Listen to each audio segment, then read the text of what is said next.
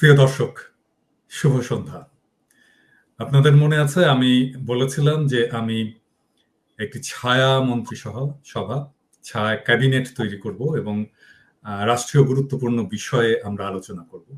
তারই সূত্র ধরে আজকে আমরা আমন্ত্রণ জানিয়েছি আমার চ্যানেলে ডক্টর খলিলুর রহমানকে। আমরা ভারত বাংলাদেশ সম্পর্ক নিয়ে ডক্টর খলিলুর রহমানের সাথে আলাপ করব। ওনার আগে একটু পরিচয় দিয়ে নেওয়া দরকার যে ডক্টর খলিলুর রহমান কে। তিনি 1977 সালে অনুষ্ঠিত প্রথম নিয়মিত বিসিএস পরীক্ষায় প্রথম স্থান অধিকার করেন, করে পররাষ্ট্র মন্ত্রণালয়ে যোগ দেন ক্যারিয়ার ডিপ্লোম্যাট হিসেবে। একই বছর ঢাকা বিশ্ববিদ্যালয়ের অর্থনীতি বিভাগের MA পরীক্ষায় তিনি প্রথম শ্রেণীতে প্রথম হন। 80 থেকে 83 সালে তিনি আমেরিকার ফ্লেচার স্কুল অফ ল এবং ডিপ্লোমেসি, হার্ভার্ড ইউনিভার্সিটির কেনেডি স্কুল অফ গভর্নমেন্টের শিক্ষালাভ করেন, আইন এবং কূটনীতিতে MA এবং অর্থনীতিতে PhD ডিগ্রি অর্জন করেন। তারপরে দেশে ফিরে আসেন। এর আগে 1969 সালে তিনি ঢাকা বোর্ডে 6টি বিষয়ে লেটার নিয়ে SSC পাস করেছেন। উল্লেখ করা যেতে পারে যে আগে লেটার পেত সবাই যারা খুব ভালো ছাত্র ছিল, এবং ইউজুয়ালি 5টা বিষয়ে লেটার পেত। তো উনি 6টি বিষয়ে, ষষ্ঠ বিষয় ছিল বাংলায়। আমি কখনো দেখিনি কাউকে যে বাংলায় লেটার পেয়েছেন। খলিল ভাই প্রথম এবং প্রবাবলি একমাত্র যিনি বাংলাতেও লেটার পেয়েছিলেন। 1985 থেকে 91 তিনি নিউ ইয়র্কে জাতিসংঘের বাংলাদেশের স্থায়ী মিশনের সদস্য ছিলেন এবং জাতিসংঘের অর্থনৈতিক কমিটিতে বাংলাদেশের প্রতিনিধিত্ব করেন। 1991 সালে তিনি বিশেষ উপদেষ্টা পদে জাতিসংঘ সচিবালয়ে যোগ দেন এবং পরবর্তী 25 বছর নিউ ইয়র্ক এবং জেনেভায় বিভিন্ন গুরুত্বপূর্ণ দায়িত্ব পালন করেন, যার মধ্যে আছে জাতিসংঘের মহাসচিবের নির্বাহী দপ্তরে অর্থনৈতিক এবং সামাজিক উন্নয়ন বিষয়ক প্রধান, জেনেভাস্থ আংটাডের technology division trade policy analysis গ্রুপের প্রধান, জাতিসংঘ সদর দপ্তরে আংটাডের ব্যুরো চিফ, টেকনোলজি ব্যাংক সংক্রান্ত জাতিসংঘ মহাসচিবের হাই লেভেল গ্রুপের এক্সিকিউটিভ সেক্রেটারি এবং নন ট্যারিফ ব্যারিয়ার সংক্রান্ত জাতিসংঘের আন্তঃসংস্থা কমিটির সভাপতি। এই সমস্ত তিনি জাতিসংঘের কয়েকটি ফ্ল্যাগশিপ রিপোর্টের প্রধান রচয়িতা, লিখেছেন। 2001 সালের LDC কনফারেন্সের প্রোগ্রাম অফ অ্যাকশন রচনার দায়িত্ব পড়েছিল তার উপরে। সেখানেই প্রথমবারের মতো LDCদের রপ্তানি পণ্য ইউরোপিয়ান ইউনিয়নে ডিউটি এবং কোটামুক্ত প্রবেশাধিকার পায়। সেটা ওনার কাজের কারণেই। এই ব্যবস্থা থেকে বাংলাদেশের শিল্প খাত বিপুলভাবে উপকৃত হয়েছিল। এরপরে আরেকটি বিষয় না বললেই নয়, তিনি বাংলাদেশের ইস্ট ওয়েস্ট ইউনিভার্সিটির প্রতিষ্ঠাতা এবং আপনারা জানেন যে গত জুলাই অগাস্ট বিপ্লবে ইস্ট ওয়েস্ট ইউনিভার্সিটির ছাত্ররা গৌরবজনক এবং বীরত্বপূর্ণ ভূমিকা রেখেছেন। এর বাইরে আরেকটি বিষয় না বললেই না, সেটা হচ্ছে যে আপনারা যারা আমার এপিসোডগুলো দেখেন, আমার এপিসোডগুলো করার আগে গত 3 বছর ধরে খলিল ভাইয়ের সাথে প্রায় প্রত্যেকটা এপিসোড করার আগে নানা বিষয়ে আলাপ করে ওনার সাজেশন, ওনার গাইডেন্স, ওনার ইনপুটস এ সমস্ত নিতাম। এবং আমার এপিসোডটা যাওয়ার পরে আমি প্রথম যাকে ফোন করতাম যে কেমন হয়েছে এটা, আপনার ফিডব্যাক কি। অধিকাংশ ক্ষেত্রেই উনি ভালো বলেছেন, বাট উনি ক্রিটিক করেছেন, সমালোচনা করেছেন, কোথাও বলেছেন যে এটা এভাবে না বললে। শুধু আমার ইউটিউবের ভিডিও না, আমার ফেসবুকের অ্যাক্টিভিটিসেও উনি অনেক জায়গায় মতামত দিয়েছেন, ক্রিটিক করেছেন, যেন আমরা এই অ্যাক্টিভিজমটাকে রাইট ডিরেকশনে নিয়ে যেতে পারি। তো অনেকেই বলেন আর কি যে আমার ভিডিওগুলো একটা বিধ্বংসী ভূমিকা ছিল। তো আমি যদি অর্জুন হয়ে থাকি তাহলে আমার পিছনের শ্রীকৃষ্ণ খলিল ভাই। খলিল ভাই, আপনাকে স্বাগতম আমার চ্যানেলে। আমরা খুবই আনন্দিত যে আজকে আপনি এসেছেন এবং আজকে আপনার কাছ থেকে আমরা শুনবো ভারত বাংলাদেশ কূটনৈতিক সম্পর্কের বিষয়। এবং আমার প্রথম প্রশ্ন যে হাসিনার শাসন আমলে ভারত বাংলাদেশ সম্পর্ককে আপনি কিভাবে মূল্যায়ন করেন? আপনাকে অজস্র ধন্যবাদ আমাকে আমন্ত্রণ জানানোর জন্য। আপনি আমার সম্পর্কে যা বললেন আমি অভিভূত বোধ করছি। এর জন্য আমি তৈরি ছিলাম না। অর্জুনের জায়গায় আমি নাই, তবে শ্রীকৃষ্ণের জায়গায় আমি নাই, অর্জুনের জায়গায় আপনি 100 ভাগ। তো যেটুকু আমি বলবো যে গত 3 বছর ধরে আপনার এই ফ্যাসিবাদ বিরোধী আন্দোলনের জন্য আপনি যা কিছু করেছেন এবং বাংলাদেশের স্বাধীনতা এবং সার্বভৌমত্ব পুনরুদ্ধারে আপনার যে বিশাল ভূমিকা, তার নিত্যদিনের সাক্ষী কিন্তু আমি দেখেছি অনেক সময় আপনি আমাকে ফোন করেছেন, তখন প্যারিসে 4টা বাজে রাতে, আপনি ঘুমান নাই, হ্যাঁ, কাজ করে গেছেন, পরের দিন কিন্তু সারাদিন কাজ। আর আপনার কাজ তো আমি জানি, এটা একটা অত্যন্ত গুরুত্বপূর্ণ কাজ করেন আপনি লরিয়াল কোম্পানিতে। অনেকেই বুঝবে না এই কাজের গুরুত্ব, বাট আই নো। আপনি আরেকটা কাজ করেছেন, সেটা হচ্ছে রাজনীতি থেকে শুরু করে কূটনীতি, অর্থনীতি ইত্যাদির জটিল বিষয় আপনি খুব প্রাঞ্জল ভাষায় ব্যাখ্যা করেছেন। সুনাগরিক হতে হলে, উত্তম নাগরিক হতে হলে, সচেতন নাগরিক হতে হলে এই জিনিসগুলো জানা, বোঝা, এগুলো আমাদের জন্য খুব প্রয়োজন। আপনি সেই হিসাবে একজন শিক্ষকের ভূমিকাও পালন করেছেন। তা এই আন্দোলনে, আপনার এই দীর্ঘ আন্দোলনে, যার সমাপ্তি ঘটেছে ছাত্র জনতার বৈপ্লবিক অভ্যুত্থানে, আপনার যে অদ্বিতীয় অবদান, অনবদ্য অবদান, সেটা ইতিহাসে স্বর্ণাক্ষরেই লেখা থাকবে। আপনার প্রশ্ন উত্তর দেওয়ার আগে এই আন্দোলনে যারা শহীদ হয়ে, বিনম্র শ্রদ্ধা, যারা নির্যাতিত এবং আহত হয়েছেন তাদের প্রতি জানাচ্ছে সহমর্মিতা, এবং সকল বিজয়ী বীরদেরকে জানাচ্ছি মোবারকবাদ। এর ভেতরে আমার ইউনিভার্সিটি, ওয়েস্ট ইউনিভার্সিটি, যার আমি একজন অন্যতম প্রতিষ্ঠাতা, তার ছাত্ররাও আছেন, আমি এর জন্য খুব গর্বিত বোধ করি। আপনার প্রশ্নে আসি। শেখ হাসিনার 15 বছর শাসনকালে বাংলাদেশের সাথে ভারতের যে সম্পর্কটা ছিল, সেটা কিন্তু স্বাভাবিক, সাধারণ অর্থে দুটো স্বাধীন দেশের ভেতরে দেওয়া নেওয়ার যে কূটনৈতিক সম্পর্ক, এটা সেরকম ছিল না। এটা ছিল শেখ হাসিনার সাথে ভারতের একটা বিশেষ বন্দোবস্ত। মোটা দাগে এইটাই ছিল এই এই এই সম্পর্কের প্রকৃতি। এবং এই সম্পর্কের টার্মস অফ এনগেজমেন্ট ছিল ভারত শেখ হাসিনার ক্ষমতায় থাকা নিশ্চিত করার সকল রকম চেষ্টা করবে, এবং শেখ হাসিনা তার বিনিময়ে ভারতের বিভিন্ন স্বার্থ দেখবেন, বিশেষ করে নিরাপত্তা স্বার্থ। শেখ হাসিনার একটা কথাতেই কিন্তু এই সম্পর্কের নির্যাসটা ফুটে উঠেছে। তিনি বলেছিলেন যে আমি ভারতকে যা দিয়েছি তা চিরকাল মনে রাখবে। তিনি কিন্তু বলেননি যে আমি ভারত থেকে যা এনেছি বাংলাদেশের মানুষ চিরদিন সেটা স্মরণে রাখবে। তিনি বলেননি যে আমি বাংলাদেশের সকল নদীর জন্য পানির ন্যায্য হিস্সা আদায় করে আনতে পেরেছি। তিনি বলেননি আমি সীমান্তে ফেলানি থেকে শুরু করে বাকি যারাই নিহত হয়েছেন সেই হত্যাকাণ্ডগুলো বন্ধ করে দিয়েছি। তিনি বলতে পারেননি আমি ভারতের বাজার খুলে দিয়েছি, যাতে করে খুলে দেওয়ার বন্দোবস্ত করেছি যাতে করে বাংলাদেশের পণ্য অবাধে ভারতে প্রবেশ করতে পারে। তিনি এগুলোর কিছুই বলতে পারেননি। তার কারণ হচ্ছে ওই যে বললাম টার্মস অফ এনগেজমেন্ট, তাতে এগুলো ছিল না যা দেবার। এবং সেই হিসাবে আমি বলবো যে শেখ হাসিনা এবং তার অনুসারীরা ভারতের স্বার্থের প্রতি অনুগত ছিলেন প্রধানত, এবং বাংলাদেশের স্বার্থ কার্যত তাদের কাছে গৌণ বলেই প্রতীয়মান হয়েছে। অন্তত এই সম্পর্কের ফলাফল থেকে আমরা সেই ধারণাই করতে পারি। এই সম্পর্কের সূচনা কংগ্রেসের আমলে। আমাদের মনে আছে 2014 সালের নির্বাচনের আগে, 2013 সালের ডিসেম্বরে সম্ভবত, ভারতের পররাষ্ট্র সচিব সুজাতা সিং ঢাকায় উড়ে এসেছিলেন।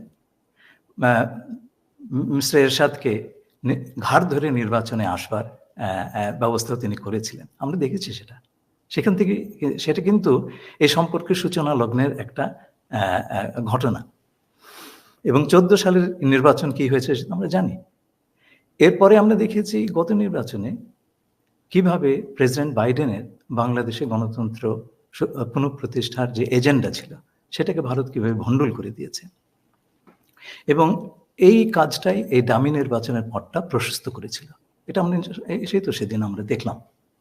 হাসিনা এবং তার অনুসারীরা এজন্য বলেছে যে বাংলাদেশের স্বার্থের প্রতি চরম উদাসীনতা দেখিয়েছেন, এবং এজন্যে তার দলের একজন প্রার্থী বলতে পেরেছিলেন যে আমি হাসিনারও প্রার্থী, ভারতেরও প্রার্থী।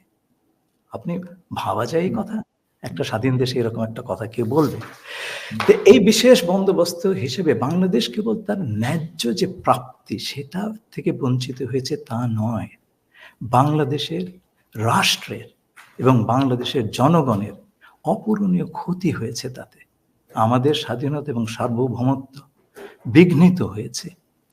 আমাদের মানুষের গণতান্ত্রিক অধিকার, বাক স্বাধীনতা এবং অন্য সকল ধরনের স্বাধীনতা বিলুপ্ত হয়ে গিয়েছিল। এই সময় আমরা দেখেছি স্বাধীনতা, সার্বভৌমত্ব, জাতীয় মর্যাদা, যে তিনটা শব্দ আমরা সবসময় ব্যবহার করতাম। আমরা বলেছি এই কথাটি।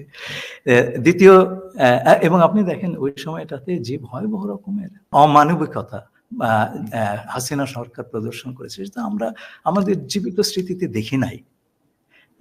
যে ধরনের অপরাধ সংগঠিত হয়েছে, আপনার ধরেন বিচার বহির্ভূত খুন, তারপর আপনার গুম করে দেওয়া, ভুতুরে মামলা, লক্ষ লক্ষ, যারা আপনার বিরোধী মত বা বিরোধী দল দমনের এমন কোনো চেষ্টা নাই, করা হয় নাই। আপনি তো তার একজন ভিকটিম, থাকতে পারেননি দেশে। তো ধরেন এগুলো আয়নাঘর ভাবা যায়। আমার ওই আয়নাঘরের ছবিগুলো যখন দেখলাম, আমার নাৎসিদের কনসেন্ট্রেশন ক্যাম্পের কথা মনে হলো। আমাদের দেশের লোক হয়ে আমাদের দেশের মানুষকে এরকম একটা অবস্থায় ফেলে দেওয়া, আমি কিন্তু ভাই সেটা খুব একটা দেখি নাই। এছাড়াও বাংলাদেশের অর্থনীতি আপনি চিন্তা করে দেখেন, ব্যাপক লুটপাট এবং টাকা পাচার করে আমরা আজকে এই অবস্থায় এসেছি। এই টাকাগুলো যদি বাংলাদেশে থাকতো, আমাদের রিজার্ভের কোনো সমস্যা থাকতো আপনি বলেন? তো এই যে একটা ব্যবস্থা, এতে আমাদের যে সমস্ত ক্ষতি হলো সেই ক্ষতি অনেক কিছু পূরণ করা যাবে না। কিন্তু আয়রনিটা হচ্ছে, সুপ্রিম আয়রনি, এই এত সব আটঘাট বেঁধেও হাসিনা কিন্তু ক্ষমতায় থাকতে পারলেন না। তাকে অনেকটা চোরের মতো দেশ ত্যাগ করতে হলো, তার সমর্থকদের দলকে ভয়ে ভয়ে একটা বিপদে ফেলে দিয়ে। এই ধরনের কাপুরুষতা আমরা এরশাদের কাছেও দেখি নাই। না, এরশাদ অনেক সাহসী ছিল। হ্যাঁ, সাহসী। এরশাদকে বলা হয়েছিল যে আপনি চলে যান, এরশাদকে কিন্তু এই প্রস্তাবটা দেওয়া হয়েছিল যে আপনি চলে যান, এরশাদ কিন্তু রাজি হয়নি। জি। তো দেখেন, আর অন্যদিকে ভারতও তো রাখতে পারলো না এই ব্যবস্থাটা। বাংলাদেশের ছাত্র জনতার শক্তির সামনে টিকতে পারলো না। এটা কিন্তু একটা ইম্পর্টেন্ট জিনিস। এবং ভারত সংক্রান্ত বিভিন্ন রকমের ভয় টয় ছিল মানুষের ক্ষেত্রে, সবগুলো কেটে গেল। তো আমার মনে হয় যে এটা ভারতের পররাষ্ট্রনীতি এবং বাংলাদেশ নীতির জন্য বড় রকমের একটা ধাক্কা। এটা ঠিক যে এটা তো ধাক্কা, অবশ্যই ধাক্কা। তো এখন ভবিষ্যতে এরপরে আমাদের পররাষ্ট্রনীতি বা ভারত নীতি কিভাবে নতুন ভাবে বিন্যাস হবে, আপনার কি মত? ভারত কি করবে সেটা সম্পর্কে কিছু আন্দাজ করতে পারি। আমি আমার দীর্ঘ কর্মজীবনে বিভিন্ন ভারতীয় ডিপ্লোম্যাট, বেশ অনেক নামি দামি ডিপ্লোম্যাটের সঙ্গে সান্নিধ্যে এসেছি, তাদের সঙ্গে কাজ করেছি। আমার ধারণা ভারতে বিজ্ঞ অভিজ্ঞ ব্যক্তিবর্গ আছেন নীতি নির্ধারণ মহলে, তারা নিশ্চয়ই অনুধাবন করছেন যে বাংলাদেশে একটা ব্যাপক পরিবর্তন হয়ে গেছে এবং ওই পরিবর্তন, এইটা আগের অবস্থায় ফেরত যাবে না। There will be no business as usual. কিন্তু এই জিনিসটা তাৎক্ষণিকভাবে মেনে নেওয়াটা কিছু অসুবিধা আছে। কিন্তু অন্যদিকে মেনে না নিলে পরে একটা দীর্ঘমেয়াদে টেকসই প্রতিবেশী সুলভ সম্পর্ক তৈরি করার কাজটাও দীর্ঘতর হবে, দুষ্কর হবে, অন্যান্যরাও এর ভেতরে ঢুকে যাবে, কাজটা কষ্টকর হবে ভারতের জন্য। যেটা বললাম, ভারতের হাসিনার এই পতন ভারতের জন্য একটা নীতি বিপর্যয়। আমরা কংগ্রেসের আগে এটা শুরু হয়েছিল, কিন্তু এটা শেষটা হলো মিস্টার মোদির আমলে। যে কোনো সরকারের জন্য এই ধরনের একটা বিপর্যয় মেনে নেওয়া কঠিন, দেশের জনগণের জন্য মেনে নেওয়া কঠিন। এবং একটা জিনিস খেয়াল করবেন, মিস্টার মোদি কিন্তু এখন নিরঙ্কুশ ক্ষমতার অধিকারী না, তিনি একজন কোয়ালিশন সরকারের প্রধান। ভারতের কোয়ালিশন সরকারগুলোর আগে কি পরিণত হয়েছে আমরা তো জানতাম। তো এই জিনিসটা মেনে নেওয়া, বাংলাদেশের পরিবর্তন মেনে নেওয়া, বাংলাদেশের এই নীতি বিপর্যয় ভারতের, এটা মেনে নেওয়া এই তার জন্য রাজনৈতিকভাবে খুব সুখপ্রদ নাও হতে পারে। এর জন্য আমার ধারণা ভারতের এক ধরনের পরিকল্পিত অস্বীকৃতি বা ক্যালকুলেটেড ডিনায়াল সেটা চলছে। এটা শুরুটা কিন্তু আমরা আন্দোলনের সময় থেকেই দেখতে পেয়েছিলাম। আপনার খেয়াল আছে যে বাংলাদেশে নিযুক্ত ভারতের শীর্ষ ডিপ্লোম্যাটরা, সাবেক শীর্ষ ডিপ্লোম্যাটরা, অনেক অনলাইন অফলাইন কমেন্টেটররা যখন এই আন্দোলন একটা অপ্রতিরোধ ক্যারেক্টার বা চরিত্র ধারণ করল, তখন তারা সবাই সমস্যারে বলে উঠলেন এইটা সব মৌলবাদীদের কাজ, বাংলাদেশ জঙ্গিদের হাতে পড়ে যাচ্ছে এবং এটা আফগানিস্তান হবে ইত্যাদি ইত্যাদি। এগুলো হচ্ছে ক্যালকুলেটেড ডিনায়াল। এই জিনিসটা তো এখনো রাহুল গান্ধী এখনো বলেছে উগ্রপন্থার উত্থান হচ্ছে আমেরিকায়। এই তো এটা আমরাও শুনলাম, শুনে দুঃখও পেলাম। তবে এটা মানে ব্যাপারটা অবাক হওয়ার কিছু নাই, তাদের এক ধরনের ফোবিয়া আছে, তো এটা তো আমাদের বুঝতে হবে। আর তাদের ফোবিয়াটা কি, তাদের ভয়টা কি বাংলাদেশকে নিয়ে? না, তাদের ভয়ের ব্যাপার তো না, এটা স্বার্থের ব্যাপার। আমি আসবো সেই জায়গাটাতে, স্বার্থের ব্যাপার। তারা যেভাবে সাজিয়েছিল, যে যত্নে সাজিয়েছিল একটা জিনিস এবং তার স্বার্থের জন্য, বিশেষ করে নিরাপত্তার স্বার্থ, উত্তর পূর্বাঞ্চলের নিরাপত্তার স্বার্থ, সেইটা হাসিল করার জন্য যেই জিনিসটা সাজিয়েছিল তাসের ঘরের মতো ভেঙে গেল, সাস্টেইন করতে পারলো না, এটা ধরে রাখতে পারলো। এই যে জিনিসটা, যে এটা যে সাস্টেইনেবল না, এটা যে কোনো আক্কেল জ্ঞান সম্পন্ন মানুষই তো এটা বুঝবে। এরা কেন বুঝলো না? তাহলে এত পড়াশোনা, এত ডিপ্লোমেসি, এত কিছু শিখে লাভ হলো কি? জি ভাই, নিজের বাহাদুর আমি জারি করছি না। আপনার খেয়াল আছে 3টা বছর ধরে আমি এই এক কথাই বলেছি। হ্যাঁ, আপনি আমাকে জানতে চেয়েছেন প্রথমেই, ভাই এটা টিকবে? আমি বললাম না, এটা তো টিকার জিনিস না। আমি এরকম দেখি নাই তো, এগুলো হয় না। একটা স্বাধীন রাষ্ট্রকে আপনি এভাবে ট্রিট করতে পারেন? আমার এখনো আপনার সেই টোনটা আমার কানে বাজে, ভাই এটা টিকবে না, আপনি এইভাবে বলতে, নাকি এটা টিকবে না, ঠিক এইভাবে বলতে, এটা টিকার না। কিন্তু এটা কেন তারা বুঝতে পারলো না? এটা হচ্ছে, মানে ধরেন আমরা তো তাদেরকে নানা ধরনের, মানে একটা দেশের মানুষ তীব্রভাবে ভারত বিরোধী হয়ে উঠছে এবং এই রেজিমটা এত অজনপ্রিয়, এটা যে কোনো মুহূর্তে এটা কোলাপস করবে, এরকম একটা অবস্থাও তারা বুঝতে পারলো না। এর মধ্যে আমরা ভারতীয় পণ্য বয়কটের আন্দোলন করলাম, যেটা বিপুলভাবে জনপ্রিয় হয়ে গেল, তারপরেও তারা কেন বুঝতে পারলো না? আপনাকে বলি, একে তো হচ্ছে অজনপ্রিয়তা, এই ব্যাপারটা আছে। আপনার মানুষের গণতন্ত্রের অধিকারটা আপনি কেড়ে নেবেন, মানুষ বসে বসে আঙুল চুষবে, অত্যাচারিত হবে, কিছুই বলবে না, এটা তো মানা যায় না। একটা জিনিস মনে রাখতে হবে, বাংলাদেশ কিন্তু এই উপমহাদেশের একমাত্র দেশ যে যুদ্ধ করে স্বাধীন হয়েছে। কোনো আলোচনার টেবিলে বসে আমাদের স্বাধীনতা অর্জন হয়নি। এবং আপনি দেখবেন প্রতিটি প্রজন্ম একটা বড় আন্দোলনের ভেতর দিয়ে গিয়েছে। আমাদের যখন স্কুলের বয়স, ক্লাস 10-এ পড়ে, ম্যাট্রিক এসএসসি দিব, সেই সময় আইয়ুব বিরোধী আন্দোলন হলো, আমরাও এই ফারহানের মতো রাস্তায় নেমেছি। তো জিনিসটা হচ্ছে, পাকিস্তানেরা আমাকে গুলি করে নাই, কিন্তু আমাদের দেশের বাহিনী ফারহানকে গুলি করেছে। এটি কিন্তু খেয়াল রাখতে, এই পর্যায়ে চলে গেছিল জিনিসটা। 90-তে এরশাদ বিরোধী আন্দোলন, আপনি গেছিলেন। আজকে এত বড় একটা আন্দোলন হলো। এই ধরনের আন্দোলনের, এই ধরনের যুদ্ধ করার, লড়াই করার, লড়াকু মনোভাব, এইটা এই উপমহাদেশে কারো নাই। এর জন্য আপনার যা নাই, আপনি সেটা বুঝবেন কি করে? এক্স্যাক্টলি। এটা আমি আমার এপিসোডেও বলেছি যে, মানে রাষ্ট্র বিপ্লব কি, অভ্যুত্থান কি, আন্দোলন কি, এই জিনিসটা ভারতের লোকজন জানে না। মানে height of their what should I say revolutionary zeal হচ্ছে নকশাল মুভমেন্ট। তো আমরা সবাই অ্যাপ্রিশিয়েট করি এবং আমরা এটা অবশ্যই এটাকে, এই স্পিরিটটাকে আমরা সকলেই অ্যাপ্রিশিয়েট করি, বাট স্টিল নকশাল মুভমেন্ট আমাদের যে কোনো একটা ছোটখাটো আন্দোলনের সাথে তুলনীয় না।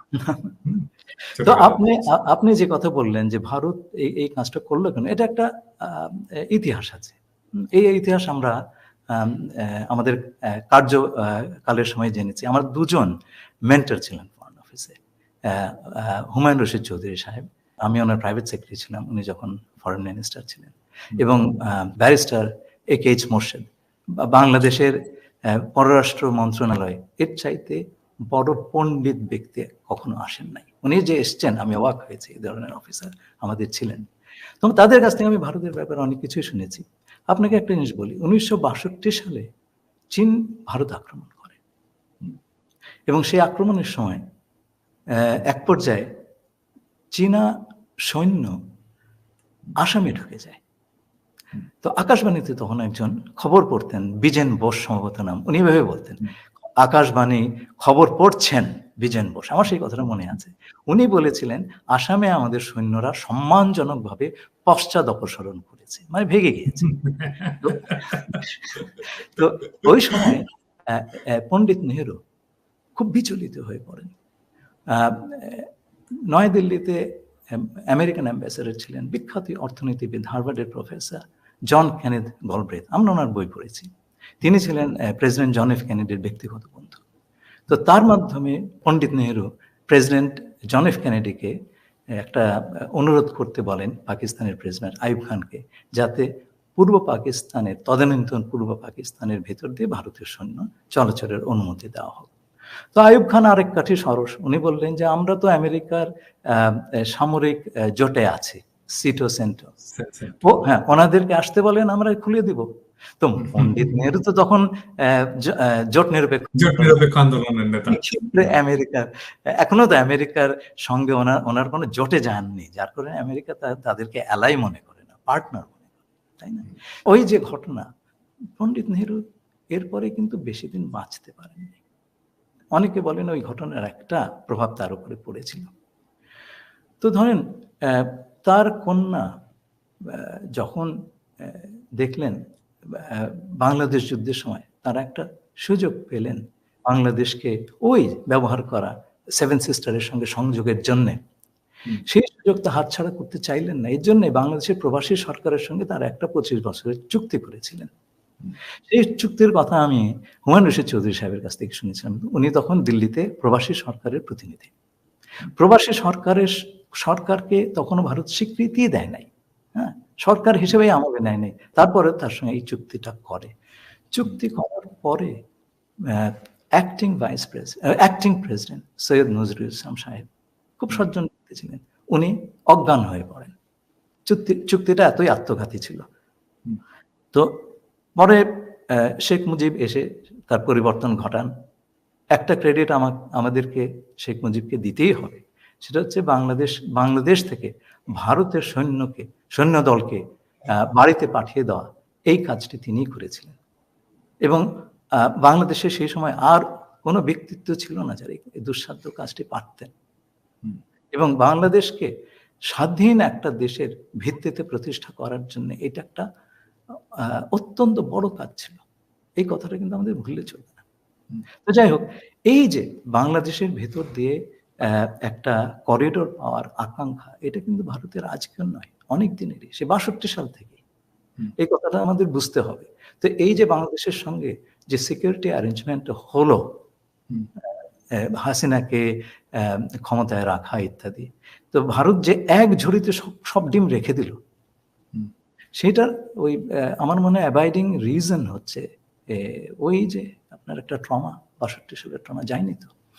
তো এখন এই যে সাজালো জিনিসটা টিকলো না ভাই, টিকলো না, এবং ক্ষতি তো হলো বাংলাদেশের মানুষের সব ধরনের আস্থা বা আপনার বন্ধু ভাবাপন্নতা, ভারত সরকারের জনগণের কথা বলছি না, সেটা তো অনেকটাই নষ্ট হয়েছে। এতে ভারতের ক্ষতি হলো বলে আমি মনে করি। তবে আমার ধারণা যে অন্তর্বর্তীকালীন সরকার যেহেতু দীর্ঘস্থায়ী নয়, ভারত এই মুহূর্তে তার সম্পর্ক যে আমূল পরিবর্তন করবে তা নয়, এটা তারা হোল্ডিং অপারেশন হিসেবে রেখে দিবে, যাতে বাংলাদেশ থেকে ভারতের জন্য কোনো ক্ষতিকর ঘটনা না ঘটে তার চেষ্টা তারা করবে, এবং করাটাই স্বাভাবিক। এবং যতটুকু সুবিধা শেখ হাসিনা আমলে পেয়েছে তারা, সেগুলো বজায় রাখার জন্য নানান রকম চাপ দেবে, এবং চাপ দেওয়া জন্য তাদের সহায়তাকারীর তো অভাব নেই। 15 বছর ধরে এই দেশে করেছে। এটা প্রথম আলো, ডেইলি স্টার, কত কিছু আছে, আমি কারো নাম বলবো না, কিন্তু সেটা আপনার অবজারভেশন, আমি এই বিষয়ে কমেন্ট করতে চাচ্ছি না। কিন্তু আমি যেটা বলবো সেটা হচ্ছে যে একটা পর্যায়ে গিয়ে ভারতের উপলব্ধি হবে যে বাংলাদেশের উপর তাদের যে সবচাইতে বড় নির্ভরতা, সেটা হচ্ছে 7 রাজ্যে 7 সিস্টার্স এর যে নিরাপত্তা এবং স্থিতিশীলতা, সেটার জন্য বাংলাদেশের সহায়তা, এইটা তাদের বাংলাদেশের কাছে তার চাইতে বড় ঠেকা। এই জিনিসটা করা বাংলাদেশকে বাদ দিয়ে খুব দুষ্কর এবং ব্যয় সাপেক্ষ। যদি বাংলাদেশের মাধ্যমে সেটা করিয়ে নিতে পারে তাহলে তার জন্য সুবিধাজনক। শুনেন, যার যার স্বার্থ নিয়ে শেষে আসে, আপনি যদি ভারতের জুতোয় আপনার পা দুটো দিয়ে দেখেন তাহলে এটা আপনার কাছে একটা খুব র্যাশনাল জিনিস মনে হবে, তাই না? তো আমরা তো কেবল শুধু আপনি যদি না, কিন্তু ঘটনাটা হচ্ছে খলিল ভাই যে নিশ্চয়ই আমি আমার স্বার্থ দেখব, কিন্তু আরেকজনকে পদানত করে, আরেকজনের নাগরিক মানবিক অধিকারকে নিষ্পেষিত করে আমি তো আমার স্বার্থকে ধরে রাখতে পারবো না। এটা খুবই সিম্পল ইকুয়েশন। সেটাই তো তার মিস্টেকটা তো তাদের ওইখানে। আমার মনে হয় এই জিনিসটা এখন ভারতের হয়তো বোধগম্য হবে, কারণ অনেক সময় বিশাল বিশাল আমি জাস্ট বলি যে ভারতের কিভাবে বোধগম্য হবে, মানে হাসিনাকে তারা আশ্রয় দিয়েছে এবং হাসিনাকে আশ্রয় দেওয়ার পরে প্রফেসর ইউনূস নিজে বলেছে যে হাসিনা যদি চুপ থাকে, হ্যাঁ চুপ থাকা উচিত। এটা তো প্রফেসর ইউনূসের পরিষ্কার বার্তা যে হাসিনা চুপ থাকা উচিত। তারপরেও এই যে গতদিন তো দেখলেন যে একটা ফোন কল ফাঁস হয়েছে, আমি টুপ করে ঢুকে যাবো, আমি সীমান্তের কাছাকাছি আছি, আমি কাছাকাছি আছি, টুপ করে ঢুকে যাব। হ্যাঁ, তো এই সমস্ত কাজ করতে দিচ্ছে কেন ইন্ডিয়ান সরকার? কেন তাকে কথা বলতে দিচ্ছে? আমি যদি মনে করি যে তার প্রাণ বাঁচানোর জন্য তাকে আশ্রয় দিয়েছে, তাকে এই কাজগুলো কেন করতে দিচ্ছে? মানে হাসিনা কি ইন্ডিয়ার মাটিতে বসে বাংলাদেশে পলিটিক্স করবে? এটা কি ইন্ডিয়া চায়? সবগুলো পালাচ্ছে, কোথায় পালাচ্ছে? ইন্ডিয়া পালাচ্ছে। মানে আওয়ামী লীগের লোকজন যে পালিয়ে যাচ্ছে, কোথায় আশ্রয় পাচ্ছে? ইন্ডিয়া যাচ্ছে। যারা ধরা পড়ছে ইন্ডিয়ার বর্ডারে ধরা পড়ছে, বিপ্লব পালালো, কোথায় পালালো? ইন্ডিয়ায় পালালো, তাই না? তো ইন্ডিয়া কি আসলে এটা বুঝেছে যে তারা যে মিস্টেক করেছে সেখান থেকে ফিরে আসার আমি একটা জেস্টার অফ গুডউইল বলে না, সেটা তো দেখাবো, সেটা তো দেখাচ্ছে না তারা। আমি আপনাকে বলি, আপনি যদি কাউকে এগুলো করে পার পেয়ে যান, আপনি এটা করবেন, এটাই নিয়ম, জগতের নিয়ম। তাই আপনি পার পেয়ে যাচ্ছেন। এগুলো হচ্ছে, আপনি ধরেন আমি আপনাকে একটা জিনিস বলি, ভারতের একজন বিচ্ছিন্নতাবাদী নেতা যদি বাংলাদেশে এসে আশ্রয় নেন, ভারত সেটা সহ্য করবে? এক্স্যাক্টলি। আচ্ছা, প্রত্যর্পণ করবে, আমরাও দিয়ে দিব, ঠিক আছে, আমার সঙ্গে চুক্তি আছে। তাই চুক্তি যদি থাকে তাহলে দুদিকেই তো মানতে হবে। হ্যাঁ, একতরফা তো আপনি মানতে পারেন না। কিন্তু আমরা কি সেই কথা বলেছি? আমরা যদি আমরা যদি এই কথাগুলি না বলি যে আমার অপরাধী, এখন তো তার বিরুদ্ধে মামলা হচ্ছে, তো এখন আমাদের দেশের অপরাধীরা আপনার দেশে একটা অভয়ারণ্য পাবে, আর আপনি চাইবেন এইখানে আপনার অপরাধীরা আমরা টুপ করে ধরে ফেলি এলেই। এটা তো হয় না। কিন্তু আমরা কি সেই কথা বলছি? না, এখন তো আবার একটা প্রশ্ন আসতে পারে, মানে ধরেন হাসিনার লোকরা বলতে পারে আপনি তো প্যারিসে বসে পলিটিক্স করলেন, বাংলাদেশের বিপ্লব করলেন, আপনি কিভাবে করলেন? আমি তো পলিটিক্যাল রিফিউজি। সে তো পলিটিক্যাল রিফিউজি না, সে তো অ্যাসাইলামও পাইনি। সে কোন স্ট্যাটাসে আছে? তার স্ট্যাটাস কি? তার ডিপ্লোম্যাটিক পাসপোর্টও নাই, সে তো ভিসাও পাইনি, তাই না? আমি আপনাকে বলি যে না, এটা আপনার আইন নীতি নিয়ম সেগুলোর কথা হচ্ছে না। আমি পারলে আমি করবো, আপনি না পারলে, আপনি পারলে আপনি করেন, আপনি বলেন কালকে ফেরত দিতে হবে, এই যে ফোন কল পেয়েছি, আপনি ফেরত দেন, আপনি দাবিটা করেন। সেই দাবিটা যদি না করে, তাহলে ওরা যদি চালিয়ে যায়, আপনি কি করবেন? আপনি নীরবতা হচ্ছে সম্মতির লক্ষণ, আপনি নীরব আছেন, তার মানে আপনি মেনে নিচ্ছেন। এই যে মেনে নেওয়ার একটা কালচার তৈরি হয়েছে আমাদের দেশে দীর্ঘদিন ধরে, এই কালচারটা যদি মানে চলতে থাকে তাহলে তো আবার এদের পুনর্বাসিত হওয়া তো কেবল সময়ের ব্যাপার মাত্র, সেটা তো আমাদের বুঝতে হবে। তো সেই কথাটা কি আমরা বলছি? আমরা কি বলছি যে ঠিক আছে, তোমার সঙ্গে আমি ডিল করব সার্বভৌমত্ব সমতা ভিত্তিতে। আমি জানি তোমার চাইতে আমার শক্তি কম, তোমার চাইতে, কিন্তু কেবলমাত্র শক্তির বিচার দিয়ে দুটো দেশের সম্পর্ক হয় না। তুমি আমার সঙ্গে চুক্তি করেছো, বন্দি প্রত্যর্পণের চুক্তি, আমি এই চুক্তি মানব, তোমার দেশের মন্দ লোক আমার দেশে এলে আমি ফেরত দেব, কিন্তু আমি চাই যে তুমিও এই চুক্তি একইভাবে মান্য করো। এই কথাটা তো আমাদের বলতে হবে। আমি যদি একটা জিনিস দাবি না করি, আমি যদি চুক্তির আমার দিকটার কার্যকারিতা দাবি না করি, আমাকে কে দেবে ভাই? এটা তো দুনিয়ার নিয়ম। তো আপনি যেমন একটা ভাড়া বাসায় আছেন, ভাড়া দিচ্ছেন না, আর বাড়িওয়ালাও কিছু বলছে না, তা আপনি কি করবেন? ভাড়া দিবেন না, তাই না? Exactly, exactly. তাই না? না, এখন ধরেন আমরা এখন এই যে ভারতের সাথে আমাদের সম্পর্ক, আমরা সেটাকে কিভাবে পুনর্বিন্যাস করব? তো কেমন হবে এখন আমাদের ভারতের সাথে আমাদের সম্পর্ক? আচ্ছা, তো সেটা হচ্ছে যে কথাটা আপনাকে বললাম, যে আমাদের সঙ্গে ভারতে এই আলাপটা একটু শেষ করে নিই। ভারত যেটা করবে সেটা হচ্ছে হোল্ডিং অপারেশন, এর বেশি কিছু করবে বলে আমার মনে হয় না। বরঞ্চ দীর্ঘমেয়াদে আমাদের দেশের সঙ্গে সম্পর্ক স্থাপন করার জন্য তার ন্যাশনাল কোর্স হবে, যারা আগামীতে ক্ষমতায় আসতে পারে বা একটা বড় রোল প্লে করতে পারে, তাদের সঙ্গে সম্পর্ক স্থাপন করা, যেটা চায়না অলরেডি শুরু করে দিয়েছে। তারপরে তাদের যারা অনুগত অনুসারী, যারা আপনার এখন ক্ষমতা থেকে ছিটকে পড়েছে, তাদেরকে পুনর্বাসন দেওয়া এবং ভবিষ্যতে ক্ষমতার কাছাকাছি নিয়ে আসা, এই ধরনের চেষ্টা করবে। এবং যে কোনো একটা দেশ অন্য দেশে তার বন্ধু ভাবাপন্ন লোকজন ক্ষমতার কাছাকাছি থাকুক, সেটাই চায়। এটি তো স্বাভাবিক কথা, আমাদের সেটা বুঝতে হবে। কিন্তু আমরা যেটা চাই না সেটা হচ্ছে সে আগের ব্যবস্থা যেন ফিরে না আসে। এবং সেইটা ফিরে না আসার জন্যে সবচাইতে বড় বিষয় হচ্ছে আপনার একটা ওই বন্দোবস্তটার ধ্বংসস্তূপের উপরে একটা অটোনমাস ফরেন পলিসি তৈরি করা। আমি অটোনমাস বলছি বা স্বয়ং আত্মনির্ভরশীল বলছি, ইন্ডিপেন্ডেন্ট বলছি না, কারণ আজকালকার পরস্পর নির্ভরশীল পৃথিবীতে আপনি সম্পূর্ণভাবে ইন্ডিপেন্ডেন্ট কোনো একটা ফরেন পলিসি তৈরি করতে পারবেন না। এইটা একটা বড় চ্যালেঞ্জ আমাদের এই ইন্টারিম গভর্নমেন্টের সামনে।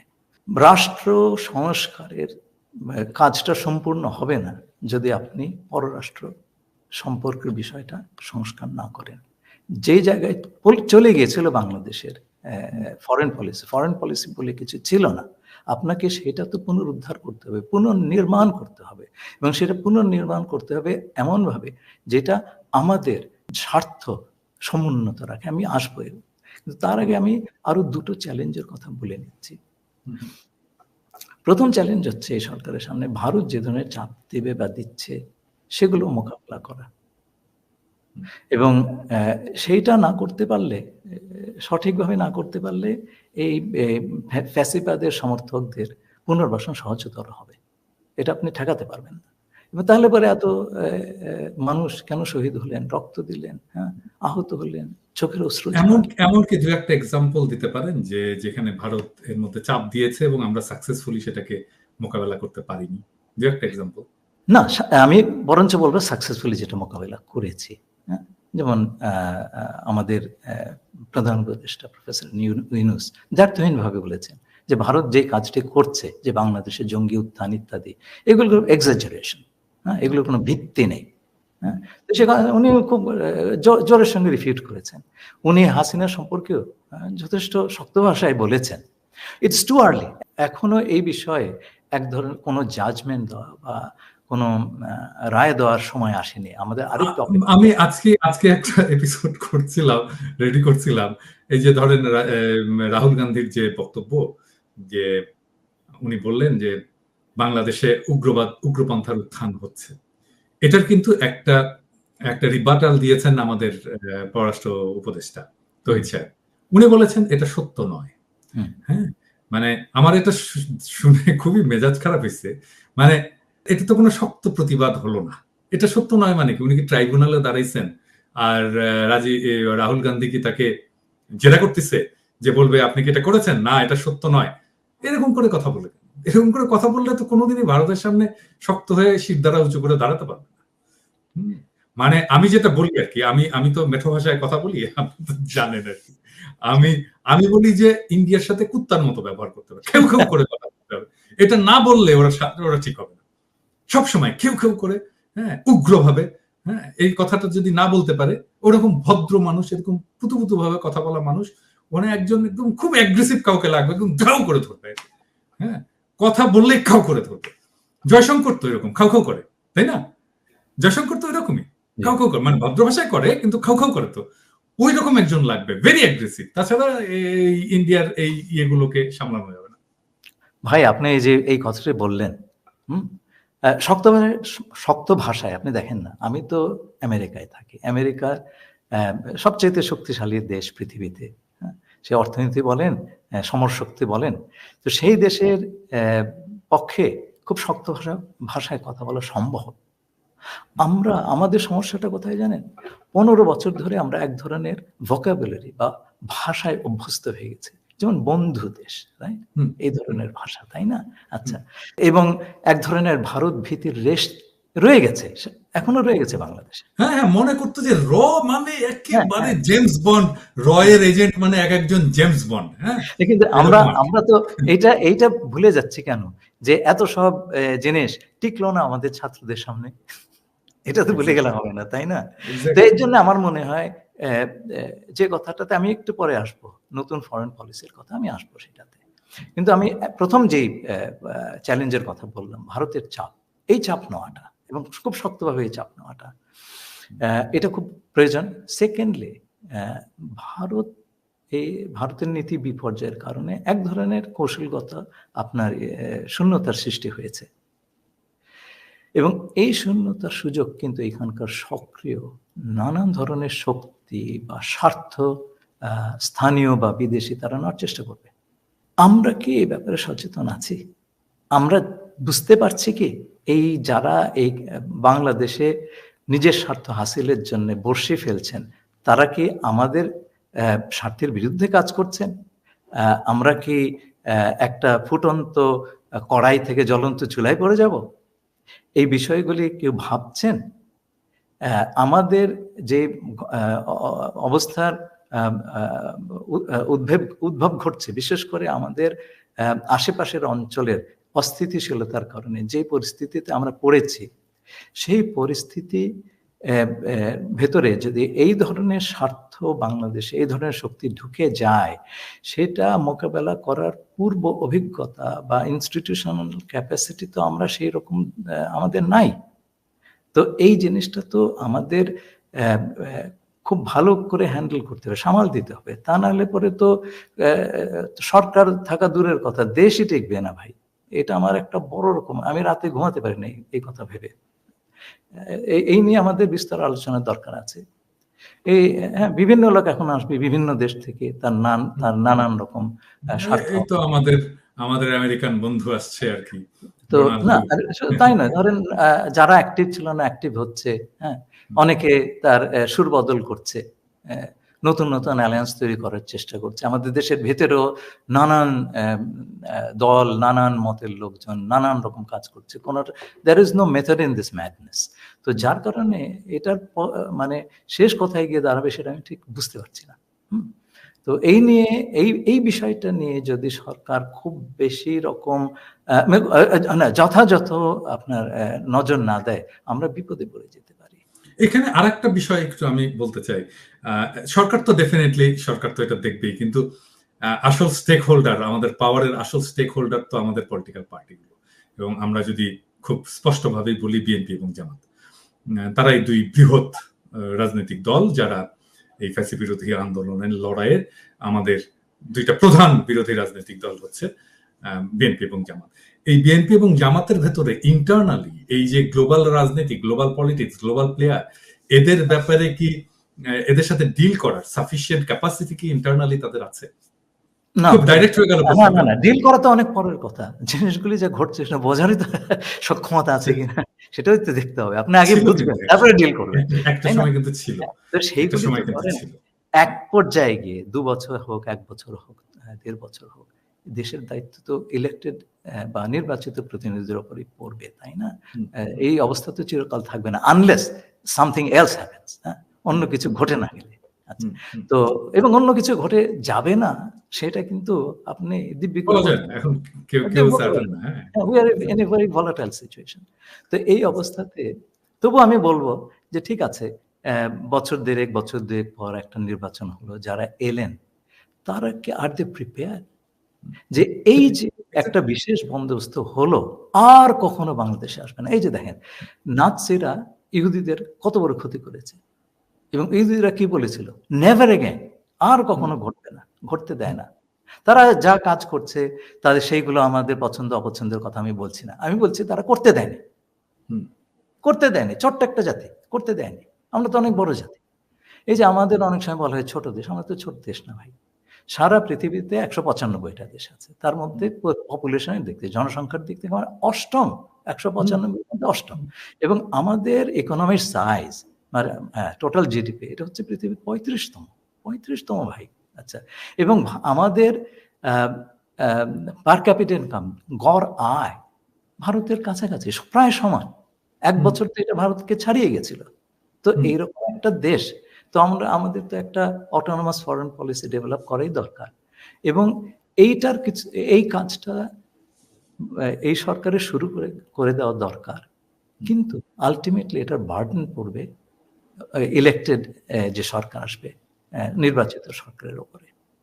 এবং এর জন্য ধরেন বেশ কিছু জিনিস দরকার। একটা হচ্ছে আমাদের সকল পলিসিতে, বিশেষ করে পররাষ্ট্র নীতিতে জনগণের মালিকানাটা দরকার। দেখেন এই অনির্বাচিত কিংবা ভুয়া নির্বাচিত সরকারগুলি কিভাবে আমাদের স্বার্থ বিলিয়ে দিয়েছে।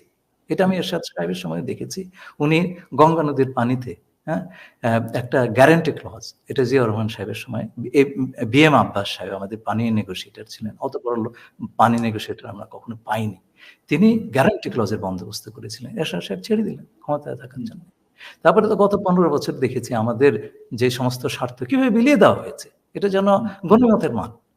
হ্যাঁ, তো এই জিনিসটা যেন না হয়, অনির্বাচিত সরকার কিংবা ভুয়া নির্বাচিত সরকার যেন না আসে। আমার মনে হয়, এবং এর জন্য তত্ত্বাবধায়ক সরকার ফিরিয়ে আনা দরকার। এবং আমি আরেকটা অবজারভেশন দিব। ২০০১ সালে যে তত্ত্বাবধায়ক সরকার হয়েছিল তার প্রধানের প্রাইভেট সেক্রেটারি হিসাবে আমি দেশে ফেরত গিয়েছিলাম জাতিসংঘ থেকে। আমি সামনে থেকে দেখেছি যে ওই নির্বাচন কিংবা রাজনৈতিক দলগুলোর বিহেভিয়ার ইত্যাদি। আমাদের দেশে দেখবেন আপনি প্রত্যেকটা ২০০১ সালে আপনি প্রাইভেট সেক্রেটারি ছিলেন, প্রধান উপদেষ্টা। হ্যাঁ, সেই কারণে আমি একেবারে সামনের রো থেকে দেখেছি কি ঘটে। তো আমাদের ভাগ্য ভালো, আমরা একটা নির্বাচন করে, আমরা বলতে হবে সরকার একটা নির্বাচন করে সসম্মানে স্থান ত্যাগ করতে পেরেছিল। আপনি এক জায়গায় ঢুকলেন, তার চাইতে বড় জিনিস হচ্ছে আপনি সম্মান সহ বেরিয়ে যেতে পারলেন কিনা, সেই কাজটা সম্ভব হয়েছিল। তো ধরেন এই যে প্রত্যেকটা তত্ত্বাবধায়ক সরকারের সময় আপনি দেখবেন আগের সরকারটা ফেল করে গেছে, তারা পাশ করতে পারে নির্বাচন। কারণটা কি জানেন? আমার ধারণা ৫ বছর লম্বা সময়। প্রথম ২ বছর তারা যে সমস্ত ওয়াদা করেছিল সেগুলো পালন করার চেষ্টা করে, তারপরে মাঝপথে পথ হারিয়ে ফেলে, নানান রকম দুষ্কর্মে নেমে পড়ে। ৫ বছরের বদলে আমেরিকার মতন ৪ বছরে নির্বাচন হলে তাহলে পরে দেখবেন আপনি ২ বছর ঠিক মতন কাজ করছে, তারপর তো নির্বাচন এসে যাচ্ছে পরবর্তী ২ বছর। তখন ওই ক্ষমতা হারানোর ভয়টা খুব থাকবে। এবং আমার মনে হয় আমি ৪টা-৫টা নির্বাচনে এই ৪ বছর মেয়াদী সরকার দরকার হবে, যাতে করে মানুষ তার ইচ্ছামতো সরকার প্রতিষ্ঠা করতে পারে এবং সরকার যদি দুষ্কর্ম করে তাকে চটজলদি ফেলে দেওয়ার একটা গণতান্ত্রিক ব্যবস্থা তার হাতে থাকে। তো যেটা হচ্ছে জনগণের কর্তৃত্ব নিশ্চিত করা। এই জনগণই কিন্তু এই হাসিনার সঙ্গে ভারতের বন্দোবস্তকে আপনার উৎখাত করেছিল। এই জনগণকে অন্য কেউ পারে নাই ভাই। তো সুতরাং এই জনগণকে বাদ দিয়ে আপনি পররাষ্ট্রনীতি করবেন, টিকবে না তো, আপনি দেশ বিক্রি করবেন। তো সেইটা হচ্ছে ১ নম্বর। ২ নম্বর হচ্ছে এফেক্টিভ ডিটারেন্স, মানে আপনাকে কেউ যদি আক্রমণ করতে আসে তার ৫ বার চিন্তা করতে হবে যে আমি অক্ষতভাবে ফেরত যেতে পারবো কিনা। হ্যাঁ, তো এই ডিটারেন্স আমি দীর্ঘকাল কাজের উপলক্ষে সুইজারল্যান্ডে ছিলাম, সেখানে দেখেছি প্রাপ্তবয়স্ক সকলেরই মিলিটারি ট্রেনিং, পুরুষদের জন্য আপনার কম্পালসারি, বাধ্যবাধকতা, মেয়েদের জন্য ঐচ্ছিক বা ভলান্টারি। এইরকম একটা সুইজারল্যান্ড একটা ছোট্ট দেশ, আপনি দেখেন ইউরোপের মাঝখানটা একটা ছোট্ট দেশ, তার সে আপনার যুদ্ধ বা সামরিক প্রিপারেশনে খুব বেশি খরচ না করে এই কাজটা করেছে। প্রত্যেকটা মানুষকে সে এনেবল করেছে, তাকে সামর্থ্য দিয়েছে দেশকে বাঁচানোর এবং আমাদের দেশকে রক্ষা করার যে স্পৃহা সাধারণ মানুষের, জনগণের, সেটা আমরা দেখলাম ভাই। তো সেই জনগণকে আপনি সেই বিশেষ করে যুব সমাজকে আপনার এনেবল করতে হবে। এই দেশকে দুর্যোগের সময়, এই যে বন্যার সময় আমরা দেখলাম, ট্রাফিক নিয়ন্ত্রণের সময় দেখলাম, যে কোনো দুর্যোগের সময় আমার দেশ আক্রান্ত হলেও তারা যেন দেশের জন্য দাঁড়িয়ে যেতে পারে। তো এই জিনিসটা যদি বাইরের শত্রুরা জানে বা মিত্ররা জানে, তারা আমাদের সঙ্গে দুষ্কর্ম করার আগে 3 বার চিন্তা করে দেখবে। 3 নম্বরটা হচ্ছে ফরেন সার্ভিস। আমাদের ফরেন সার্ভিসে, আমি তো সেই সার্ভিসের লোক, খুব মেধাসম্পন্ন ছেলে প্রতি বছর যায়, কিন্তু যখন দেখবেন সর্বোচ্চ লেভেলে ডিপ্লোমেসি নাই, দেশ বিক্রি করার চেষ্টাই হচ্ছে আসল, তখন ডিপ্লোমেসি কিন্তু কিছু বিশেষ করার থাকে না, চাকরি করতে হয় বেচারাদের পারে। কিন্তু একটা অটোনমাস ফরেন পলিসি, যেখানে আমাদের দেশের স্বার্থটা হবে প্রধান, যেখানে যে কোনো দেশের সঙ্গে আমার পার্টনারশিপ হবে স্বার্থের ভিত্তিতে, কোনো বন্ধু শত্রু বলে কিছু নাই। এই যে সকলের সঙ্গে বন্ধুত্ব শত্রুত্ব এগুলো হয়েছিল কোল্ড ওয়ারের সময়, আমাদের তো জন্ম কোল্ড ওয়ারের সময়, সেখানে পৃথিবীটা দুটো ভাগে ভাগ ছিল, হ্যাঁ, পুঁজিবাদী সমাজবাদী ভাগ। যারা সেই একটাতেও যেতে চায়নি তারা জোট নিরপেক্ষ করেছে, এবং তাদের নীতি ছিল সমদূরত্ব বজায় রাখা জোটের থেকে, সবার সঙ্গে বন্ধুত্ব, কারোর সঙ্গে শত্রু না, কাউকে আমি খাপাবো না। সেই দিন কবে গত হয়ে গেছে, তো আমাদের চিন্তা পাল্টায় নাই, চিন্তা তো বদলাতে হবে। এখন হচ্ছে যে আপনার স্বার্থগত নৈকট্য, আমি যেটাকে একটা সাম্প্রতিক নিবন্ধে বলেছি ভ্যারিয়েবল জিওমেট্রি। যার সঙ্গে আমার স্বার্থের ব্যাপার আছে তার সঙ্গে আমি কাজ করব, তার সঙ্গে আমার স্বার্থের নৈকট্য থাকবে। আর যার সঙ্গে আমার স্বার্থের বিরোধ হবে তার সঙ্গে স্বার্থগত দূরত্ব থাকবে। আমাদের সকল কিছুই হবে আমাদের জাতীয় স্বার্থকে সর্বোচ্চ আদায় করা। এর বাইরে ফরেন পলিসি আর কোনো কিছু, সব দেশে তাই করছে আজকাল, তা এর বাইরে আর কোনো কথা নাই। তো এই জিনিসটা একটা মানে নতুন কাডর অফ ডিপ্লোমেসি, এক্সিস্টিং যারা আছে তাদেরকে তো এই জিনিসগুলি আত্মস্থ করতে হবে। সেজন্য যদি সর্বোচ্চ পর্যায় থেকে আমাদের একটা অটোনমাস ফরেন পলিসি, আত্মনির্ভর ফরেন পলিসির প্রতি আনুগত্য, কমিটমেন্ট, হ্যাঁ, এবং সবসময়কার প্রচেষ্টা থাকে, তাহলে পরে কিন্তু এই জিনিসটা সাকসেসফুল হতে পারে। তো আমি আমাদের ফরেন সার্ভিসের কলিগদের নিয়ে খুবই গর্ববোধ করি, তাদের সঙ্গে আমি কাজ করেছি, আমারই অনুজ সকলে।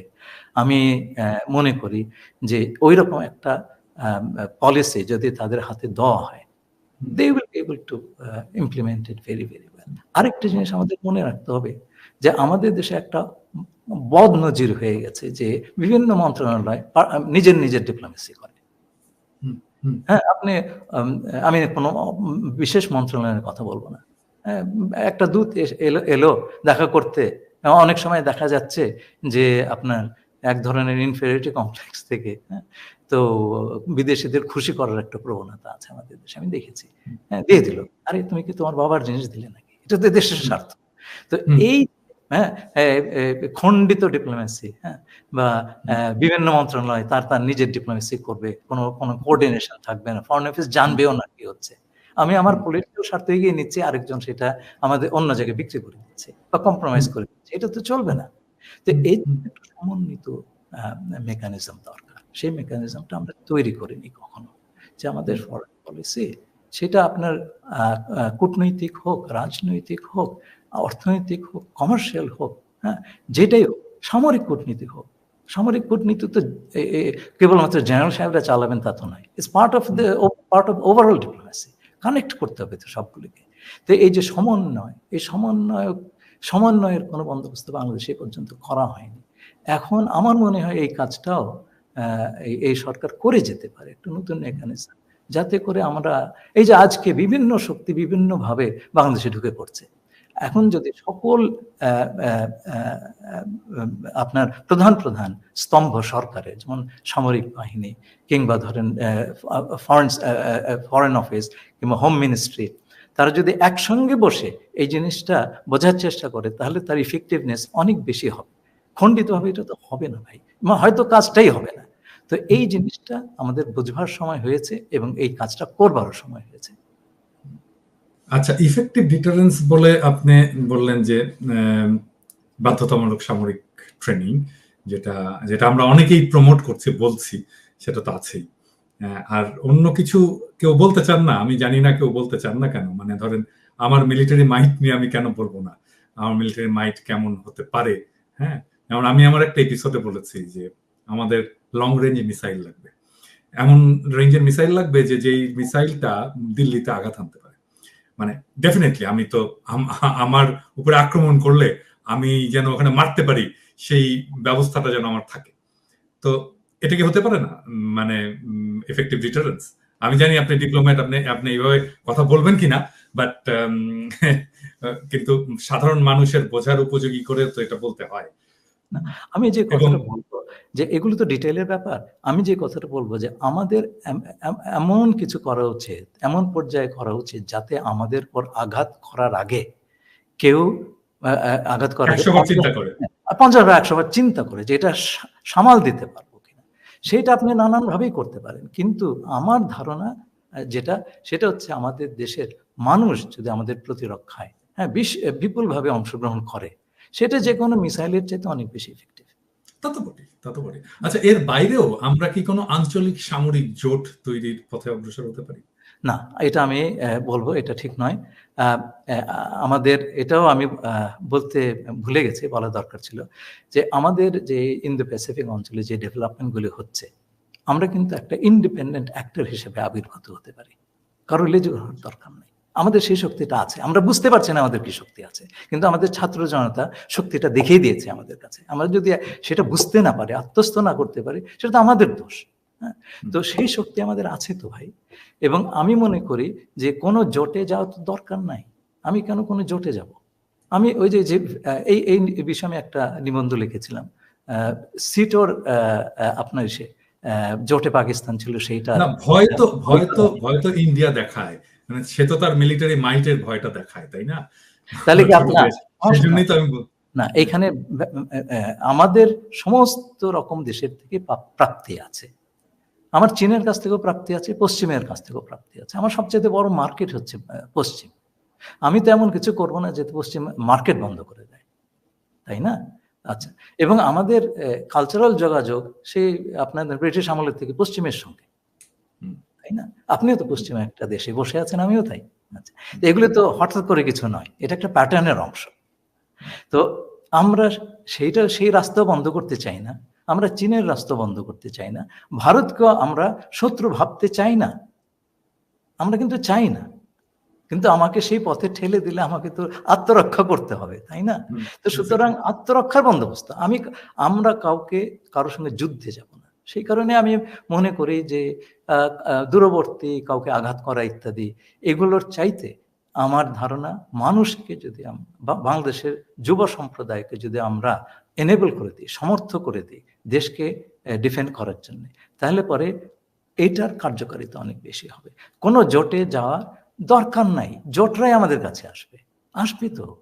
বাংলাদেশের মিলিটারি ট্রেনিংটা কি খুব এক্সপেন্সিভ? মানে এটা আমরা কেন করিনি এতদিন, বা এখনো কেন চিন্তা করছি না? শুনেন, দেশ বাঁচানো বেশি বড় প্রায়োরিটি না মিলিটারি এক্সপেন্ডিচার বড় প্রায়োরিটি? আপনি আজকে আমি আপনাকে বলি, দেশে যে দুর্নীতি হয়েছে সেটা যদি আপনি অর্ধেকটা কমায় দিতে পারেন, আপনি বহু বছর ধরে মানুষকে ট্রেনিং দিতে পারবেন, তাই না? আপনি হিসেব করে দেখেন, যদি ধরেন 100 কোটি টাকা বিলিয়ন ডলার পাচার হয়ে গেছে রাফলি, বা 80 বিলিয়ন ডলার, তার যদি 1/4 1/5 যদি আপনি 1/10 যদি দেয়, আপনি চিন্তা করে দেখেন কত বছর আপনি ট্রেনিং দিতে পারবেন। খরচের কথা আমি ভাবছি না, সেটা সম্ভব, এবং এই খরচটা বাংলাদেশের জনগণ দেবে। আমরা কি শেষ প্রশ্নে যাব যে আমরা কিভাবে আমাদের ফরেন পলিসিটাকে সাজাবো আগামীতে? সেই কথাগুলো বললাম। প্রথম কথাই হচ্ছে যে আপনি আরেকটা প্রশ্ন বলেছিলেন যে আপনি আবার ফিরে আসবেন ওই প্রসঙ্গে। হ্যাঁ, না ওইটাই যে আমাদের ফরেন পলিসি নতুন করে সাজানোর বিষয়টা। তো কিছু কথা আমি বললাম। প্রথম জিনিসটা হচ্ছে আমাদের একটা অটোনমাস ফরেন পলিসি তৈরি করতে হলে আমাদের ফরেন পলিসি কি হওয়া দরকার, হ্যাঁ, সেটা নির্ধারণ করতে হবে। সেটার মাপকাঠি হবে আমাদের স্বার্থ। আমাদের স্বার্থের বাইরে কোনো কথা নাই। স্বার্থের যার সঙ্গে আছে আমি তার সঙ্গে আছি, হ্যাঁ, সেটা স্বার্থগত নৈকট্য যেটা আমি বললাম। যার সঙ্গে স্বার্থ নাই বা যে আমার সঙ্গে বৈরী মনোভাব করবে, তার সঙ্গে আলাদা ব্যবস্থা। আচ্ছা, এইটা এক। জনগণের সম্পৃক্ততা এবং মালিকানা, সেটাও আমি বললাম। 3 নম্বর হচ্ছে আমাদের ফরেন সার্ভিসটাকে শক্ত করে সাজানো। এটা অলরেডি খুব ভালো ভালো ছেলে মেয়ে আছে, আমাদের উপাদানটা আছে। তারপরে কোঅর্ডিনেটেড ফরেন পলিসি, এই বিক্ষিপ্তভাবে বিভিন্ন মন্ত্রণালয়ে তার ফরেন পলিসি চালাবে, এটা না করে সবাই মিলে একটা সমন্বিত প্রচেষ্টা এবং সেটার একটা মেকানিজম তৈরি করা। এই কথাগুলো আমি বলতে চেয়েছিলাম, সেটা আমরা অলরেডি বলেছি। আচ্ছা, আর দুইটা জিনিস আপনি যেহেতু বললেন, ওই যে $80 বিলিয়ন যেটা পাচার হয়ে গেছে আর কি, হ্যাঁ, এই টাকাটা ফেরত আনাটা কি সম্ভব? হ্যাঁ, সম্ভব। এবং এই বিষয়ে তো আমি এবং আমার দুজন কলিগ রিসেন্টলি লিখেছি। বিভিন্ন দেশ এই টাকা আনতে পেরেছে। এর জন্য বিভিন্ন মেকানিজম আছে। আমি খুব খুশি যে অন্তর্বর্তীকালীন সরকারের পক্ষ থেকে বিভিন্ন দেশের কাছে এই বিষয়ে সাহায্য চাওয়া হয়েছে। এই অর্থগুলো আইডেন্টিফাই করা খুব কঠিন কাজ নয়। এবং শুধু অর্থ নয়, বিভিন্ন জায়গায় প্রপার্টি করা হয়েছে। এগুলি আইডেন্টিফাই করা অসুবিধা নয়। কিন্তু কাজটা শুরু করে দিয়ে যেতে হবে। এটা দীর্ঘকালীন কাজ এবং এটা চালিয়ে যেতে হবে। আমার তো মনে হয় যে এইটার জন্য সরকার একটা বিশেষ টাস্ক ফোর্স তৈরি করুক। নানান রকম কমিশন তো করলো। আমরা যদি এই যা চলে গেছে তার একটা অংশও আনতে পারি, তাও সেটা তো আনা হলে তো দেশের টাকা ভাই। আমাদের টাকা তো এভাবে চুরি করে নিয়ে যাবে, আমি হাত গুটিয়ে বসে থাকবো, তা তো হয় না। অনেক কিছুর মধ্যে এটা একটা বড় ইম্পর্টেন্ট জায়গা। বিভিন্ন রকম মেকানিজম আছে, জাতিসংঘ, ওয়ার্ল্ড ব্যাংকের মেকানিজম আছে। সুইজারল্যান্ড আফ্রিকার একটা দেশকে বিরাট একটা অংশের টাকা ফেরত দিয়েছে। এখন সুইস ব্যাংকে অনেক বিশাল পরিমাণ টাকা গেছে বলে আমরা জানি। তো আমরা তাদের সঙ্গে যদি আলাপ করি, হ্যাঁ, ব্রিটেনে এক মন্ত্রীর $1 বিলিয়ন সম্পত্তি, তো এটা তো আইডেন্টিফায়েবল। এমনকি সামিট গ্রুপের যে সম্পদ আছে সিঙ্গাপুরে, সেটাও তো বোধহয় ফেরত আনা সম্ভব। হ্যাঁ, কিন্তু কথা হচ্ছে যে এটা হচ্ছে একটা আইনি প্রক্রিয়া। সেটা শুরু করার জন্য তো আপনাকে প্রথম পদক্ষেপগুলি নিতে হবে। সেজন্য এই জিনিসটার জন্য দেরি করার দরকার নেই। কোনো কমিশনের রিপোর্টের জন্য বসে থাকার দরকার নেই। ইমিডিয়েটলি একটা টাস্ক ফোর্স করে দরকার। সরকার তো কিছু ব্যবস্থা নিচ্ছে, সেই ব্যবস্থা যাতে একটা সমন্বিতভাবে হয় এবং এটা যেন দীর্ঘমেয়াদে একটা জীবন পায়। আমার ফাইনাল কোশ্চেন, আমার শেষ দিকে চলে এসেছি। গতকালকে প্রফেসর ইউনূস জাতির উদ্দেশ্যে বক্তব্য দিয়েছেন এবং উনি এই গত 1 মাসে কি কি অ্যাচিভ করেছেন সেটার একটা ফিরিস্তিও দিয়েছেন। এই লাইটে আপনি কিভাবে গত 1 মাসের বাংলাদেশের ফরেন পলিসি ধরেন, ফরেন পলিসির অ্যাক্টিভিটিসকে আপনি মূল্যায়ন করবেন? আচ্ছা, 3টে কথা বলবো। প্রথম কথা হচ্ছে যে আপনি একটা কথা বলেছেন রিসেন্টলি যে এই সরকার 1 মাসে কোনো ভুল করে নাই, তাই না? সুতরাং সেটা একটা ভালো জিনিস, শুভ সূচনা বলতে পারি। মেজর ভুল করেনি, আমি এটা হ্যাঁ, শুভ সূচনা। আচ্ছা, দ্বিতীয় জিনিসটা হচ্ছে সরকারটা এখনো সংহত হয় নাই। 15 বছর ধরে যে জিনিস চলছে, আপনি তো 15 সপ্তাহ দিবেন তাকে, তাই না? তো সেই সময়টা তো তাকে দেওয়া দরকার। তা নাহলে পরে আমি জানি আকাঙ্ক্ষা আমাদের অনেক গগনচুম্বী, কিন্তু সেটার জন্য আমাদের তো একটু সময় দিতে হবে। এবং 15 সপ্তাহের পরে যদি আমি দেখি যে এটা এখনো ভুল দিকে আছে, তখন তো আমাদের দাঁড়িয়ে বলতে হবে এটা সঠিক দিকে যাচ্ছে না। আপনি শ্যাডো ক্যাবিনেট করে যে কাজটা করছেন, ভুলটা ধরিয়ে দিচ্ছেন। এটা কাউকে করতে হবে। হ্যাঁ, দেশে বিভিন্ন লোক বিভিন্ন ধান্দায় আছে, আপনার তো সেই ধান্দা নাই। হ্যাঁ, তো আপনি এই যে সরকার, আমার একটা ধান্দা আছে দেশটা ভালোভাবে, না সেটাই বলছি আমি, ব্যক্তিগত ধান্দা ফিরে না আসুক। না, ধান্দা কথাটা তো খুব সদর্থে ব্যবহৃত হয় না, তো সেই জন্য এটা আমার একটা টেকনিক আছে, বুঝছেন কবির ভাই, এটা আমি বলি আমার ক্ষুদ্র ভ্রাতাদেরকে বলি। মানে আমাকে অনেকে বলে যে আপনি তো ধান্দাবাজ, হ্যাঁ, আপনি তো চোর, আপনি তো অমুক। আমি সবকিছু মেনে নিই, হ্যাঁ ভাই ঠিক বলে আমি ওইটার একটা পজিটিভ মিনিং দাঁড় করাই আর কি। হ্যাঁ, আপনি তো সুযোগ সন্ধানী, তো এই সমস্ত যখন বলে তখন ওইটার একটা পজিটিভ মিনিং দাঁড় করা, ওইটাকে ব্যাখ্যা করি। তাছাড়া তো উপায় নাই, কারণ বাংলাদেশে যেভাবে আমরা আমাদের ভোকাবুলারি তৈরি করেছি এবং এক্সপেকটেশন তৈরি করেছি, সেটা হচ্ছে যে আপনাকে ঋষি হতে হবে, ঋষিতুল্য মানুষ হতে হবে, এবং আপনার কোনো এটা আমাদেরকে বলতেন, আমাদের রাজনীতির মারা গেছেন ভদ্রলোক, খুব স্নেহ করতেন, কমিউনিস্ট পার্টির রাজশাহীর নেতা ছিলেন, রাজশাহী ইউনিভার্সিটির টিচার ছিলেন, নাসের ভাই। উনি হচ্ছেন কবি রফিকের ছোট ভাই। তো উনি আমাদেরকে এটা শেখাতেন আর কি। উনি বলছিলেন যে বুঝছো, যে বাংলাদেশের মানুষ রাজনীতি করতে আসলে তখন মনে করবে যে এই লোকটা ঋষি, এর কোনো দোষ ত্রুটি নাই, একেবারে পয়গম্বর, ওর হাগামতাও নাই। ওই রকম আর কি। তো যে নেগেটিভ মিনিং দিয়ে মানুষকে থামিয়ে দেওয়ার চেষ্টা করা, ওইটাকে একটু রিডিফাইন করা এবং এই অ্যাপ্রোচটাকে চেঞ্জ করার জন্য আমি বলি আর কি। যাই হোক, বলেন প্লিজ। প্রথম কথা হচ্ছে তারা বড় ধরনের ভুল করেন নাই। আমি আমি 15 সপ্তাহ সময় দিব। আমি খুব খুশি হলাম প্রফেসর ইউনূসের একটা কথা শুনে যে আমাদের অধৈর্য হওয়া দরকার। হ্যাঁ, অধৈর্য হওয়া দরকার। অধৈর্য হব। আচ্ছা, খুব ভালো লাগলো শুনে। তো মানে ওনার আমি ডিটারমিনেশন আপনারা অধৈর্য হবেন না এটা আমি বলবো না, বলবো না যেভাবে সেই। বলেছেন। হ্যাঁ, হ্যাঁ, তো যাই হোক আমরা তো অধৈর্য হবই, ওনার তো এভাবে বলেছেন। ওনার ডিটারমিনেশন যে কতটুকু তার একটু আমি টের পেয়েছিলাম। বহুকাল আগে আমি তখন নিউ ইয়র্কে বাংলাদেশ মিশনে উনি এসেছিলেন। তো আমার উপর দায়িত্ব পড়লো ওনাকে এয়ারপোর্টে পৌঁছে দিতে। তো ওনার 1988-89 ঘটনা। তো ওনার প্রায় ১-১.৫ ঘন্টা গাড়িতে নিরবচ্ছিন্ন সময় পাওয়ার সৌভাগ্য তো একটা বড় ভাগ্য। তো তখন উনি একটা কথা বলেছিলেন। ঢাকা বিশ্ববিদ্যালয়ের কমার্স ডিপার্টমেন্টের এক অধ্যাপক ছিলেন, আব্দুল্লাহ ফারুক সম্ভবত নাম। উনি একসময় পরিকল্পনা কমিশনের সদস্য হয়েছিলেন।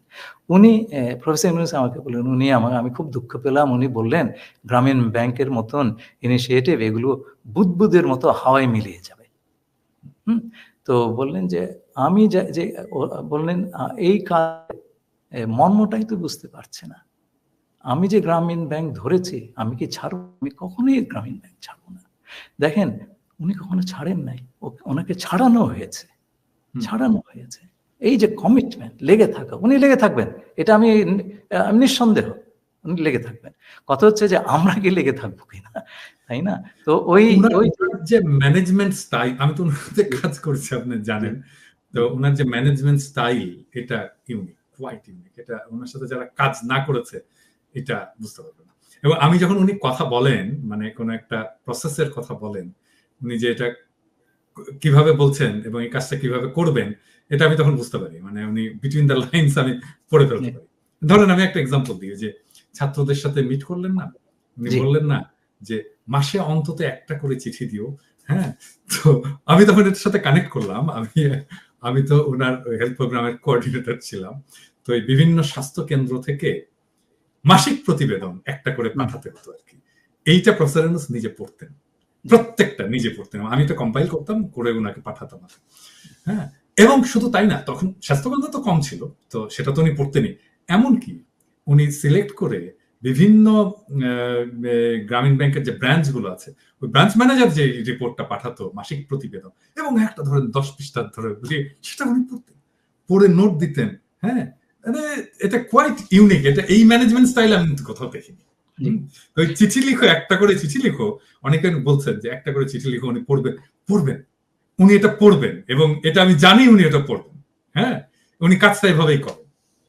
সেজন্য আমি যখন কেউ যখন বলে, আমি তখন বলি যে আপনি ইমেল করেন না কেন, ওনাকে জানান, প্রফেসর ইউনূসকে জানান, উনি এটা দেখবেন, পড়বেন। আমি আপনাকে বলি, আমরা অভ্যস্ত হয়ে গেছি সেই ব্রিটিশ আমলের কলোনিয়াল ঔপনিবেশিক আপনার শাসন পদ্ধতিতে। খুব একটা বদলায় নাই কিন্তু। বাংলাদেশ, ভারত, পাকিস্তান কোথাও বদলায় নাই। সেই মান্দাতার আমলের সিআরপিসি দিয়ে দেশ চলছে। তো এখন ধরেন, উনি একটা বই লিখেছিলেন, খুব দামি বই, এটা আমার ডেস্কে সবসময় থাকতো।